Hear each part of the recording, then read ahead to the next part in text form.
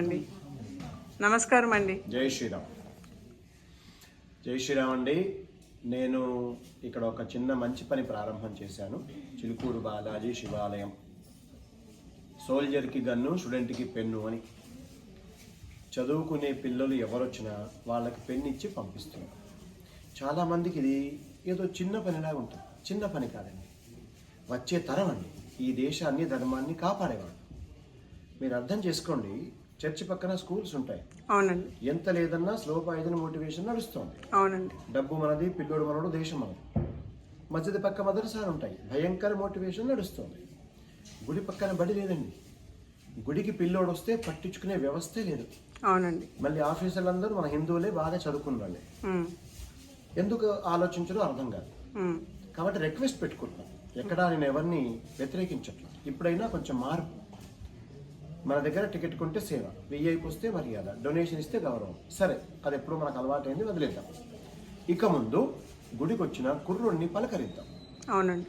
నేను భక్తులకు రిక్వెస్ట్ పెట్టుకుంటాను. ఇక ముందు ఏ దేవుడైనా, ఏ గుడైనా మీరు వెండి బంగారం పెట్టకండి, కాపాడుకోలేరు అని. కొత్త దారి ఏం వెతుకుదాం? ఎలాగైనా సరే ఆ ఊర్లో ఉన్న కుర్రోడు గుడికి రావాలి.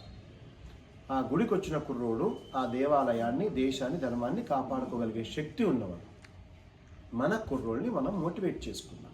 తప్పకుండా ఇది చాలా అవసరం అండి. ఆయా కమిటీలు కానివ్వండి, అక్కడ ఉన్న భక్తులు కానీ ఆలోచించండి. మనలో చాలామంది పెద్దవాళ్ళు కళ్యాణోత్సవాలు జరుపుకుంటారు. నేనే కూర్చోవాలి, మా భార్య కూర్చోవాలి, పాపం పోతుంది, పుణ్యం వస్తుందని. మీరంత పాపాత్ములండి, నాకు అర్థం కాదు.